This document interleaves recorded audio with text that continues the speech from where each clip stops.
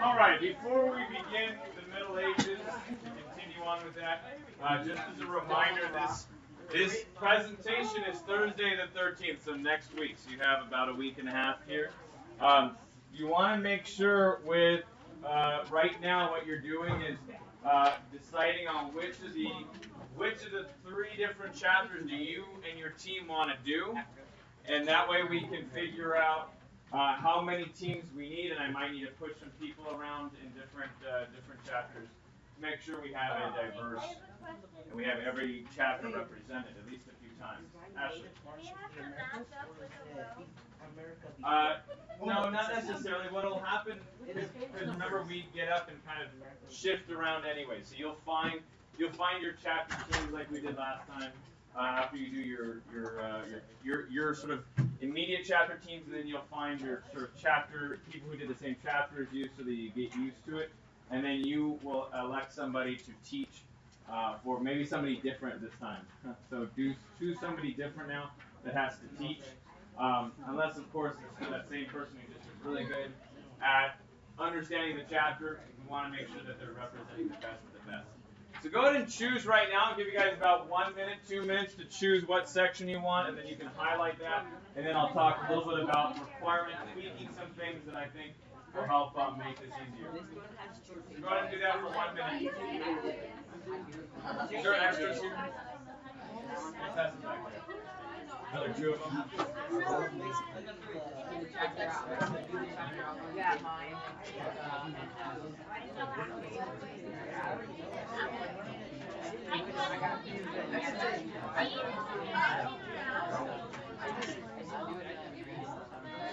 You said next Thursday? Next Thursday.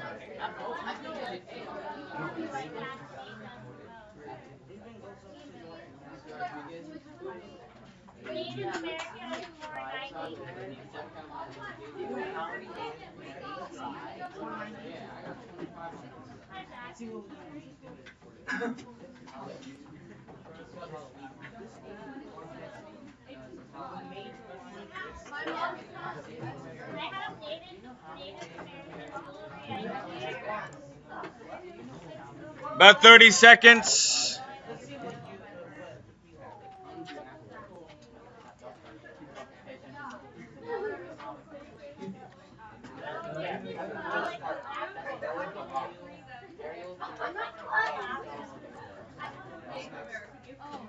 Wait, did you say that?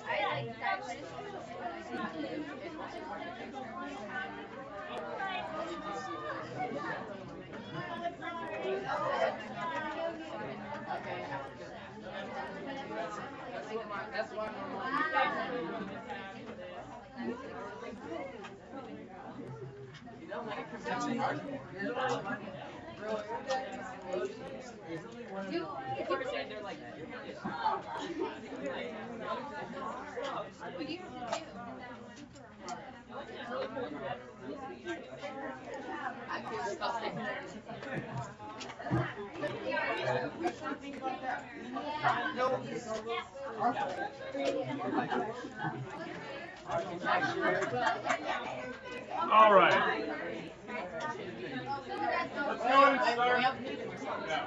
Let's go ahead and start with.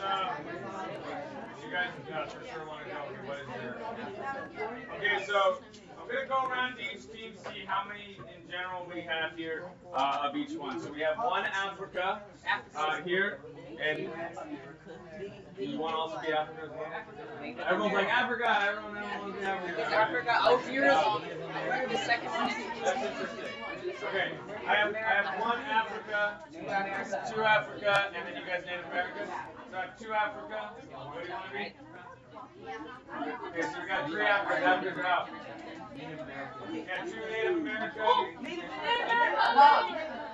Three Native American. Islamic. I have one. So I have one Islam. I have three Native American and three African. That's happening. Yeah. Native American. So I had already. I think. How many Native Americans did I already have? So raise your hand, please. So 1, 2, 3. So I already had 3 Native Americans. And then you guys are Islamic, right? So I need another Islamic. So you guys are Islam. So I have 2 Islam and I have 3 of the other ones. That's kind of what's happening here. 6, 7, 8. Yeah.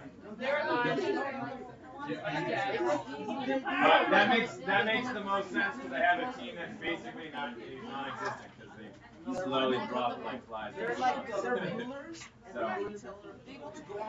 So this seems good. 2 Islamic and 3 of each of the other ones.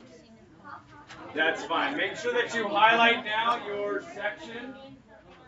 Highlight now your section. We have the representation we need. The next thing that I need you guys to identify is which page you're going to read, which pages you will be reading, and also identify which summary pages you're going to be reading as well. You want to make sure that everybody in your team is reading the summary at the end of the chapter. You should really be doing this for every chapter as you're reading through them, or at least skimming to the important information or the important artworks that you like to read about, Dominic. Just for a second. You want to identify the summary page so that you can read that and kind of know at least an overview of the chapter. It would be best if you want that extra credit for teaching and you want to kind of show that you are going above and beyond. Actually read the entire chapter so you know and anticipate what your teammates are doing and what they're not doing. That might be good. I also had students last year who took the initiative to read all 3 chapters, or at least skimmed all 3 chapters so that they were able to have input or at least good discussion during the non-Western presentations. So all 3 of those would be important strategies. Now this next time, in order to make it a little bit less, I guess, claustrophobic as you guys are moving and talking, I thought we would take it to the library. This way it's a little bit, I haven't been able to do that last time because we did math testing in there. We should be able to this Thursday. So we'll go in there, we'll be able to spread out a little bit more. It'll be a little bit more of a mobile environment. And you can talk in a normal voice and not interrupt people around you. So I think that will be good. Also want to think about how your poster can sort of stand on its own. This isn't like a requirement, but maybe if you have like, instead of it being just a regular, poster board, if you have like maybe a piece of cardboard or whatever that you can have a stand on, or one of those sort of tri-folding ones that you want to kind of consider doing. It doesn't need to be a huge one, but something maybe of a smaller variety, just so that it can maybe stand more on, so that way you're not having to like hold it up and like have it all flopping around while you're trying to do it. So just think about your presentation. Ultimately, the goal is to have something that is kind of standalone that you can teach and have the least amount of interruptions while you teach. You want to always have those 3 artworks. That's sort of the goal there, is that you're looking at the artworks based on their cultural values and practices. So those marks in your artworks are kind of the key there. So don't get bogged down in random details from the chapter. You want to summarize the chapter's most important information. And that's what the backside of your information sheet is supposed to help you with. Help you identify the key political movements, the key religious movements, and the key cultural things going on. What do they think is important about their society, and how do we know that based on their art? So you need to connect it always to the art. If you're not doing that, or if you're just doing random facts, you're not going to be getting the information or teaching the information in the way that you need to. The last thing that I want you guys to be ready to do, so it's easier for me to grade your posters. By the way, I've had your posters graded. I just haven't passed them back because I've been wanting to put them up on the and celebrate. I just have not had the time to do that. I've been grading like crazy portfolios and all that stuff as we get closer to DS after midterm. So I'm still getting through your I haven't forgotten about your free response questions either for your exam. So I know that those are things that you're interested in doing. We will definitely by Thursday have, because we're doing our writing practice, we will be having your grades out for those. So I don't want you to feel like I'm neglecting you. But on the actual sheet here, something that helps me grade these a lot faster. So speaking of grading faster, right? This area right here where it shows the outline of the poster. It's just like a less than a quarter sheet that you would need to have a picture of your poster itself. So take a picture of the poster and print it small, just as like a 3x5 or something like that in the print options on Windows. So it should be an easy process to do. And then just print it out. It doesn't have to be color or anything, although color is nice. And then just paste it or tape it onto this area when you turn this in. This way I can look at the fact that you have a poster, not just the thing there. And it just makes it easier for me to identify who has what aspects of their presentation. Justin, you have a question? I do want your posters. Yeah, I still am going to take the posters. I'm going to use them decoratively around the classroom. And I will put grades in. I'll still do the same things, but it just makes it that much easier to know, okay, wait, did I get her poster or did I not? She has this, but she doesn't have, I didn't see a poster grade. Did I miss it? Was it a small one in the back? Did it get pushed away? Did she forget to turn it in? All that kind of stuff. So it just makes it easier to identify. It's like a thing that's in the box there, and then your poster can be in the turn-in tray, which is just the most efficient way to do things. Ashley. If we have time, like if we had time after we finished our portion of the poster, would we be able to like make a small 3D temple sort of thing? I'm not sure what you mean. Like, are you talking about like during class you're gonna make a 3D No, not temple? during class, like at home or Would you like to make a temple? Yeah. Yeah, so this goes to something I was actually going to bring up. Thank you, Ashley. As always, when you're wanting to teach and you want that extra credit to sit there and to explain your chapter to the rotating groups, the audiences that are going to be rotating in, more than likely you want to have some type of real object. And I've had some really good ones. Who did this one from last time? This was very excellent. I ended up posting it to the Instagram. Haley, right? And I didn't realize at the time that, that was very nice, but this was actually based on the architecture from, was it Japan? Mm-hmm. Was it, so Japanese architecture, do you remember what it was called or no? It was like a wood. It's like, yeah, beam construction, right, or wood beam construction, but it's actually based on an artwork and how they actually produce the, so it's informative and it's instructional. It has a name and it had a type of sort of beam balance construction or something like that, beam construction. And it also shows interesting textures here. I don't know. It's a good thing to have some type of what I call realia, which is just a real object that you can use. So like if you're doing something with like that requires a temple or something, those kinds of things, they don't have to be huge. Okay, so that's too much work. You can do like half the size of that and still get the same thing, or just take some of that balsa wood or some other thing and just kind of show maybe a cross section. Here's how it looks when you actually see the construction design based on the picture. So actually produce something. And when you produce something, it sticks in people's minds that much more. So try and have as much that kind of realia as you can on these things. It should be tiny and small and easy for you to complete. And you get extra credit for it automatically, but then you'll get even extra credit if you are the teacher because you're the only one with that little model and you hadn't understand the chapter. Any other questions? Thank you, Ashley. Are we good? So these are due Thursday. Make sure that you complete them by that day. Yes? Oh, you didn't? I put several on that desk there. Okay. I have more here. Here you are. You're welcome.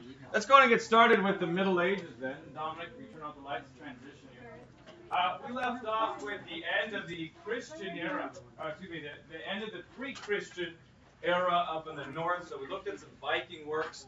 What is the characteristic of some of these pre-Christian communities and the way that they produce art. How would you describe them? Give me some characteristics.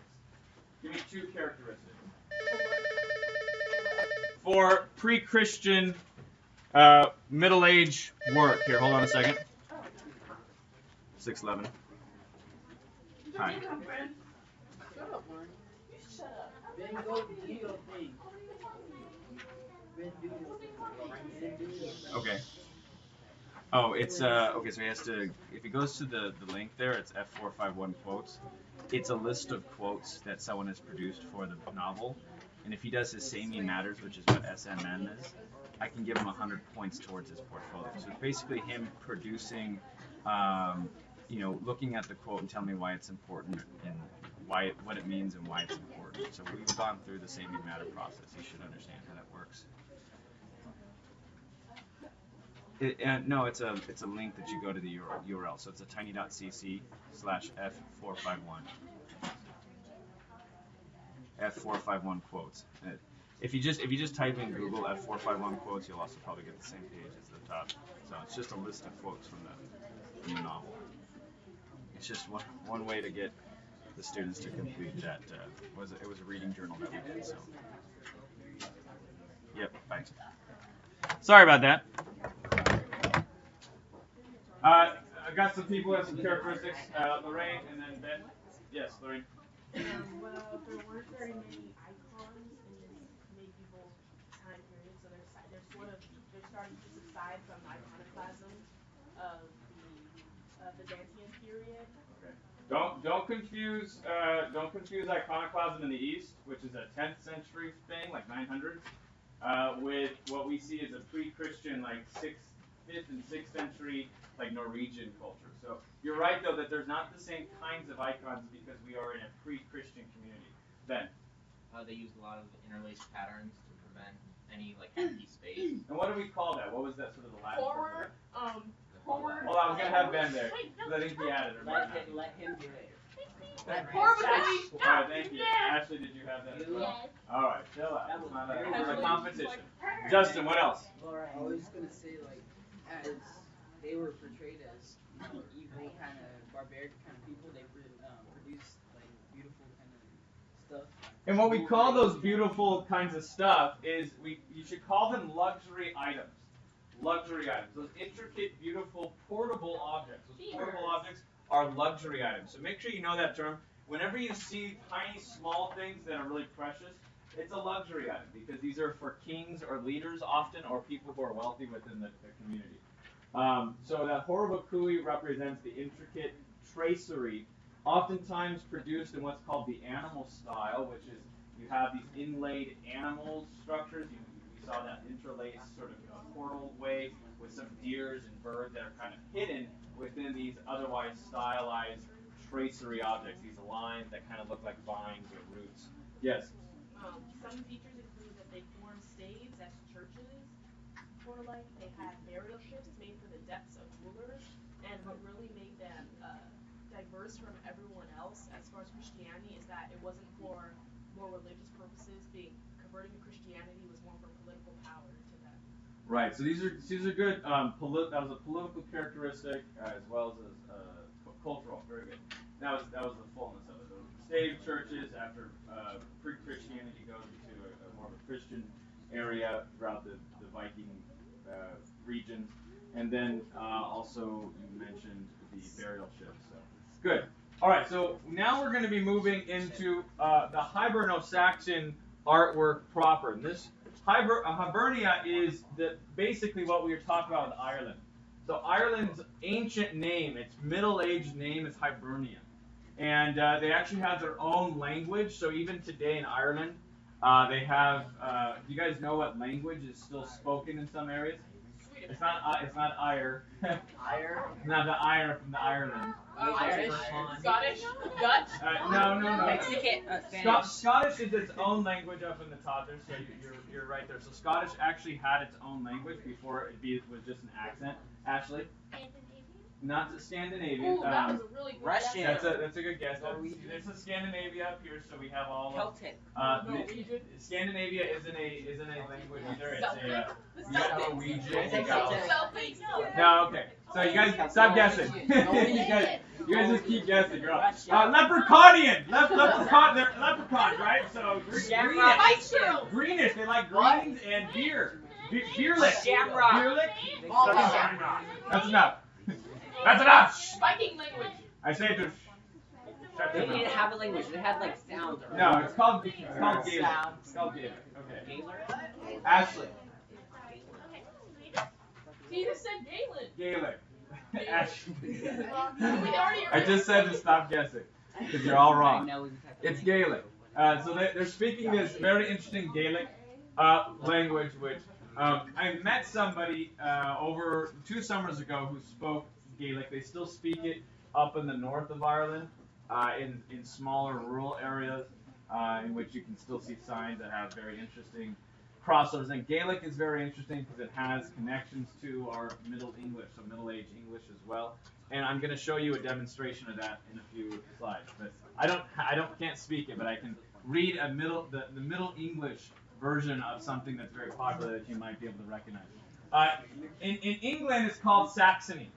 So Hiberno-Saxon is worked from the Middle Ages of Ireland and what we call England today, which included Scotland. So all these areas here.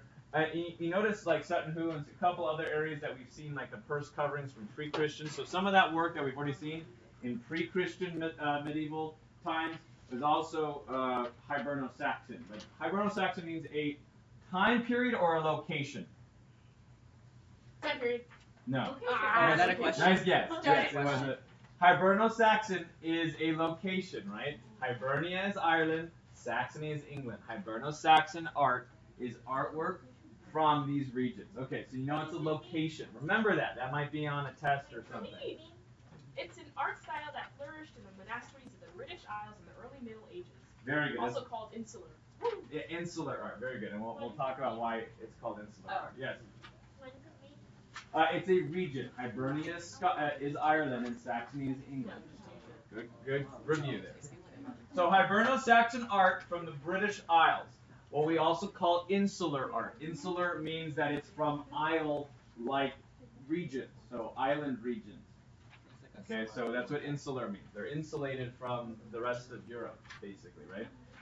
One of the main, and you can see this here. I'll have it as a slide in a second, but these are those monasteries that Lorraine mentioned in her sort of formal definition of Hiberno-Saxon art, in which people would come to the farthest outskirts of the regions that were once the Roman Empire, but had now fallen and collapsed, and had been run over by Celtics and other tribes within the region.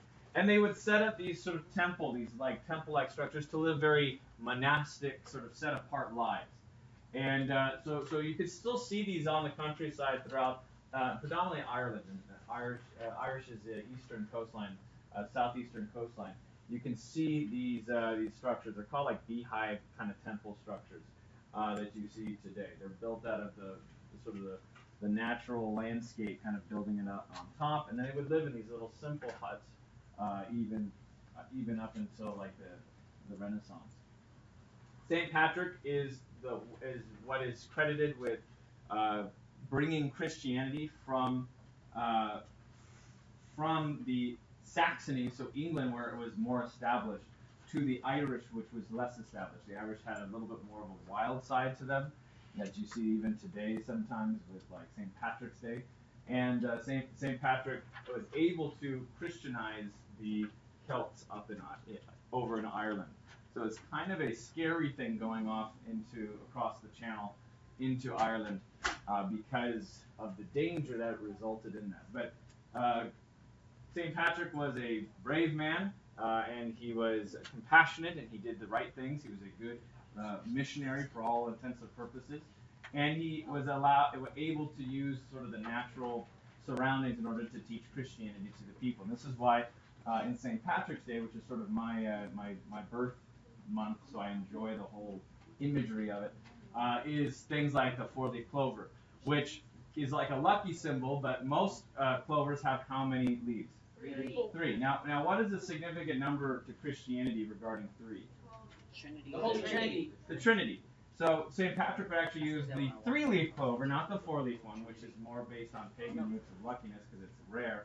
The 3-leaf clover was used to talk about the Trinity. So the language of St. Patrick's Day is built on this Christianizing of Hibernia. And so even today that's celebrated quite a bit. More in the States than it is even in Ireland, but because it's an Irish-American tradition. These people wanted independence, and one of the ways that they were able to produce that was through Christianity, sort of establishing these continuations, and including the monastic tradition themselves. They kind of wanted independence from other they felt like there was a political impurity when you go with big groups. So the monastics wanted to get off by themselves in the countryside. Irish monks then settled throughout these isolated areas throughout Ireland and Scotland, and some even located throughout England, although England is a robust government by this time. It's a beautiful region. I love it so much. This is called it's called the Dangle Peninsula, which is still the Gaelic term. It's a funny name, Dingle or whatever. Right? But it looks like it's just like the Emerald Isle, right? And pardon my feet here, just making sure my people do that to keep their pants tucked in so they don't get all ripped up in the spokes there. But it's a biking trail, and it's an amazing thing right on the coastline. Huge, wonderful cliffs, green pastures, raining. And you can still see today some of these areas that used to be these monastic huts from the Middle Ages, from like the 6th century. Very cool stuff, and they've withstood the test of time because they're just basically rocks and not much else. Did they not know that? Yeah, that kind of kills it. But there's road. It's a normal road that you go on. But this is a good picture because you can't really see it.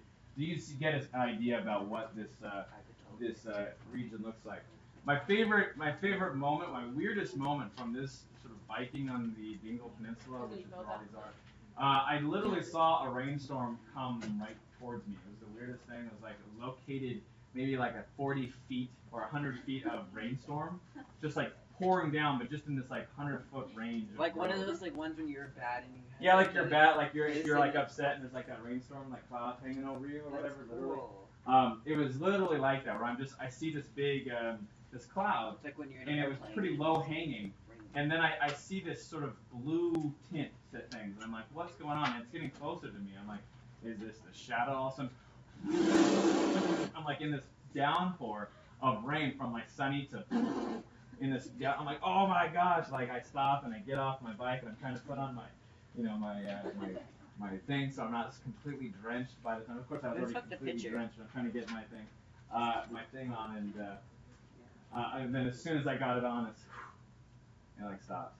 And I'm like, oh okay. So I'm all drenched and I've been wasting time in the rain getting on my poncho. Yeah. Send me your poncho. Shut up. Did you have orange cow buffalo things with the bangs? Orange cow buffalo thing with the bang. This is in Switzerland, but I don't know if they have that in Ireland or not. But I didn't see anything like that. Oh, we already did the charade. Okay, so that was no, cool. let's play again. Oh my god, give me a I wish I had put this up in the last one. Can we play I again? forgot that I had that. That's Yeah, right. let's play it again. No, we're not gonna play it again. We're not We'll done just with do that. like a We'll do it later. Everybody we'll would just do one. I just thought this is like so weird. Like and the guy's all like, I don't know what he's doing. Come on. Pretty stupid. Okay. Be a team player. All right. So let's look at some of the work that's produced in Hibernia. In particular, this is from actually Saxony. This is from Scotland, up in the north. Scotland. The Irish accent is a little bit more with the R's. Okay, so when you're doing the R's, whereas the Scottish is very much in the throat. It's up, and it's and then with the teeth. Dude, that's how you know you spend too much time in those areas. You speak like your Italian's on. Yeah, Scottish is on. I try. It's on point. So the On point. my Irish is on point. My Scottish is always a little bit rusty. So this is called the symbol of Saint Matthew, and it is called a carpet page. That's the category of manuscript that it is. Carpet pages, so to kind of give you a sense of some of the different developments in the illuminated manuscript. There is within a page there is usually a sort of an icon or a large letter in the front. So you might see that from fairy tales, right? That first letter is really big and decorative. Like the calligraphy or something? Yeah, you got sort of that calligraphy thing. Well, that's an icon that is meant to produce a pictorial representation of the entire page. So what it is it's kind of like the cheat sheet to, if you don't know how to read, you could look at just the first letter. Let's say it's a D. And within that letter, it might be the narrative structure of the entire page produced on that single letter. And it's not necessarily to help people read it who can't read, although that's sort of its necessary function. Most people who are illiterate aren't reading illuminated manuscripts. They're not even really touching them. Why? Are these things easy to produce? No. And if you're not educated, you'll probably never see one. Instead, you might see it in the front of a church, sitting out there. What this becomes is, even though it's a functional thing to draw pictures for the illiterate, it is more a sense of the individual writer's prayer journey. It represents their own sort of worship through their writing. So illumination is just as much about illuminating the spirit or the soul as it is illuminating the page with pictures. So just to know the connection there. Now, the carpet page is one that has no writing, and it's maybe like an interleafing. And usually the carpet page produces, I guess you can think of it, oh, this looks like a Persian rug or like a carpet. But it's meant to be an idea that the whole page has produced a design, usually that intricate tracery. Notice that even though we're talking about a Christian document, are there parallels, or at least some type of transfusion of the pre-Christian use of art and the characteristics we discussed? Is it the same kind of stuff? How is it similar to pre-Christian iconography that we looked at yesterday? Jesse? The side around it, like it has like you know that door we were looking at? Right, like that door we were looking at. How would we describe it? What is the aesthetic of that? Interlacing. Yeah, we got that interlacing, that tracery, the stylized curves that sort of look like natural movements, that sort of thing. Intricately laced. Horobakui. Okay, the same kind of stuff. These textures. Our characters are flattened. They have that kind of that flattened, canonized look of the ancient Near East. These characters have their feet flat and over to the side. Hold on, Lorraine. And instead of looking to the side, they're looking to the front because this is a portraiture. Now, a human as a symbol Christianity is all about those symbols, right? Matthew is the symbol of a man. So he's not necessarily the portrait of Matthew. He is simply a symbol of man. So whenever you see a man in the middle of a page, you can probably guess that it is Matthew. If it is somebody else, it will probably have a different symbol. For instance, if it's John, so the Gospel of John, which is the last of the four Gospels, it'll be an eagle. There was a story about John being martyred by falling into or they threw him into a pit of scalding oil or something like that, and that an eagle or some type of force got him out of the scalding water. And it was a story that circulated in like the 4th century. It also depicts the eagle is in Ezekiel as one of the sort of prophets that go out from God in that imagery story. We call it apocryphal writing about the sort of fancy symbolism allegories. So John is the eagle. You have Luke is the lion. No, Mark is the lion, and Luke is the bull. So we have 4 different characters, one being a human and the other 3 being animals. So you'll see that, and you just kind of maybe pick up on that. It's a cool little detail or fact. So for instance, Mark being the lion, you see it here. Same kind of thing. Again, another carpet page from the same book. Notice it's called the Book of Duro or Durau. It's built off of ink and tempera on parchment in the 7th century. Same kind of tracery around the borders as well as the texture in the middle there. This looks like it's also produced based on some type of maybe Greek or Hebrew writing, but I'm not sure. Here's another carpet page. This one's a full carpet page.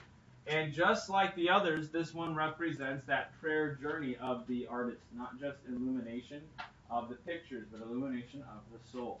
So each one of these tracery movements here is to remind the person that they are, I guess, on a journey towards discovering God or praying to God. And so each one of these, you think about the mark of this work, or the aesthetic of this work is each one of these little marks here represents somebody's prayer life, right? So it's a long journey for people. And that repeating pattern, you can talk about pattern, you can talk about texture, then you can also talk about its connection to language and literature, Christianity, beliefs, practices, values. All of those things you need to be thinking about constantly. What are their cultural beliefs? What are their cultural practices? What are their cultural values? What do they think is right and wrong? What do they think is good to do? They are Christianized Norwegian culture. They're not Norwegian. Okay, Norway's up there. It's Hiberno Saxon. So just know that. Up in the north, I should say up in the middle of Saxony, so right in the lower part of Scotland, is this community called Lindisfarne. Lindisfarne in Northumbria. Lindisfarne, and I'll talk about a Lindisfarne gospel in a second, but I wanted to show you this is the slide on how to talk like in Middle English. And we think English is sort of this static thing, this language that is produced constantly over time. Is there an issue? Yeah, I have some tissues. Actually, I do not have some tissues right now. Are we having a nosebleed or? Oh shoot. Yeah, I wish I had some tissues. Do you want to run maybe to grab some tissues? Do you need to keep your head back or lower? All right. Head over to the bathroom real quick and just grab some. Are you dripping up everywhere? Did you like calm? She'll run and get some.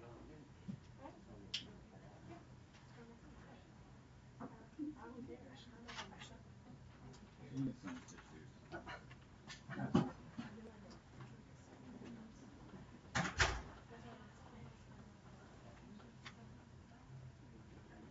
Oh, you already had some tissues.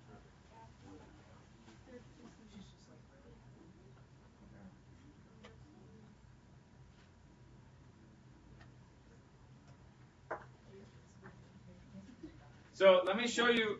We think that English is sort of a static language, but it has so much evolution behind it. For instance, if you were from the 7th century, you might be speaking this kind of English. It sounds very similar to the modern Gaelic that we see today, that's been around about the same amount of time. I want to read it. Try and read it. I don't think I can do a perfect job, because I don't know some of these weird symbols here. But then I'm going to let you listen to it, and then see if you can guess what it is. So maybe you can already get it. You can listen. Try and transliterate in your mind as well. So here we go. I'm going to speak it. Father Ure, Iren et on Hefernum. Seven Nama Gildegard to Bicome, Benriche, Girte, Den Willa, on Erdan, Swaswa, und Hefernum. Swaswa. Everyone gets funny at that. They're laughing at that. Swaswa. Erne Gehilden Guam Malaken. That's weird. Gehilden Guam Malaken. Teles, Sile, Ustade, and Forgive us guiltas. Swaswa with forgive Urim Giltendom, and Nigeled Nu Asun Pas Nunge, as ad Yefanes so please. Okay, hold on a second. If you kind of figured it out, you kind of see maybe from one or two words, before you start shouting out what it is, what are the words that seem similar to the words? Just give me the word, don't give me the whole phrase. Yes, what is it? Okay, so when you saw the word forgive, it's a continuation, it's an artifact from the ancient. Lorraine wanted to go, and then I'll go Mauricio, Ben, Jesse, and then in the back there. Jack. Yeah. The Lord's Prayer. I said to ask to do words, Lorraine, but yes, it is the Lord's Prayer. Mauricio. Father? Where do you see Father? So Father Ure. Father Ure. So if you heard me kind of say it, Father Ure, you kind of, oh, okay, this is Father, maybe Jack. Huh? Guiltus. Forgive us our guiltus. Forgive us our guiltus. What do you think guiltus means? What do you really? Sims, Jesse. Oh, darn it. And then who else? Anyone else? Yes, Justin. Us. Where's becoming? Where do you see become? Oh, like become? Yeah. I don't know. It's probably some sort of transition or conjunction in the English. Lorraine. Us. Okay, okay, yes. Heaven. Where's heaven? Happenum. Oh, okay. So he saw Vater Ure and on Happenum. What is Earth? Earth. Yeah. So it could be Earth on Happenum, or it could be like art. I'm not sure. You're like sure. like who art in heaven? You know Oh, what I mean? yeah. Name. Vater Ure and Name. I see name. Earth on Happenum. So like Name. who art in heaven, who is in heaven. So E-A-R-T is like A-R-T, which is like our who is in heaven, right? So it's a conjunction. Thy kingdom come, thy will be done on earth. Name. as it is in heaven. Where's name? Nama. Justin, help me out here. Maybe Nama. Thy will be done on earth as it is in heaven. Hallowed be thy name, maybe. Like, yeah, right? See, let me show you the, it's kind of cool, right? You don't notice it. Normally you wouldn't think that is English because you can't read it, but it's had over time it's been standardized. So here's a little bit closer. This is maybe another 300 years of English and how it slowly changes. Our Father that art in heaven, hallowed be thy name, thy kingdom come to, be thy will done in earth as in heaven.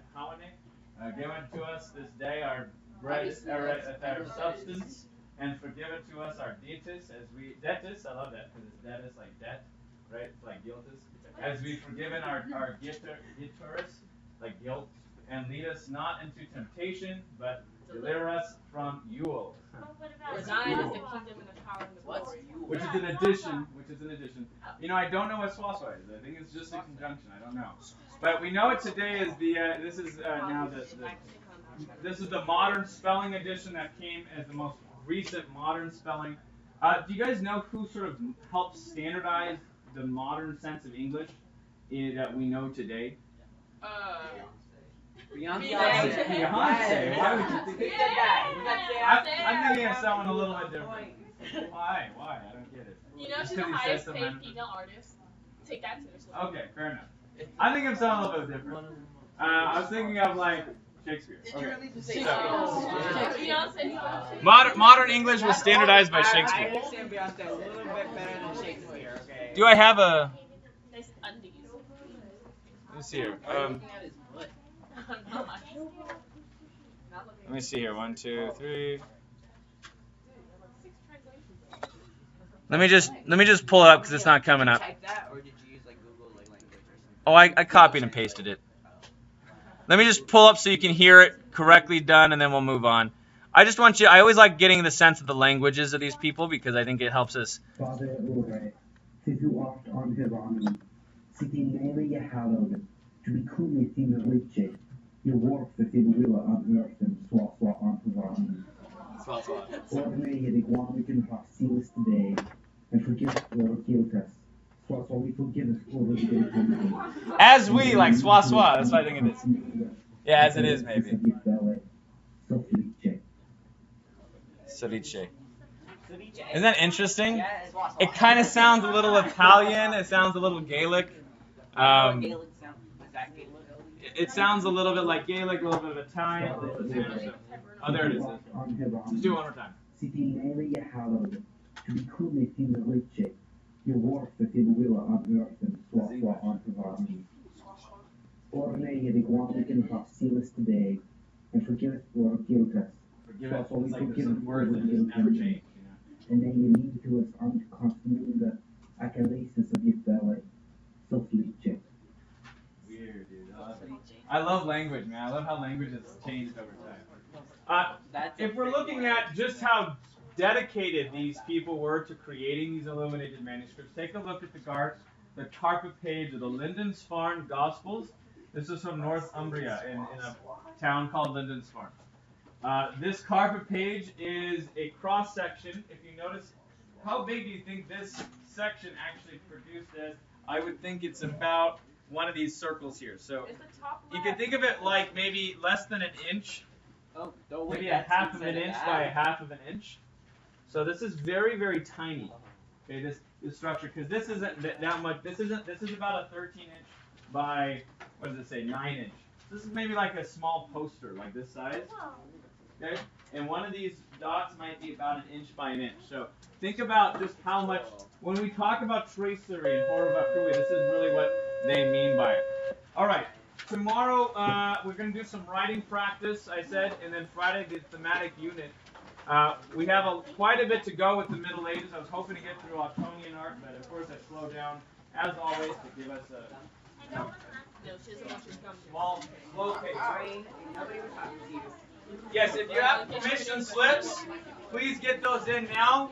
I really, you need to remember to get these in. I can't keep reminding you every period to get them in. Be responsible with these. If you don't get them in by Friday, I won't let you go. So everyone should be getting in a permission slip, no matter what.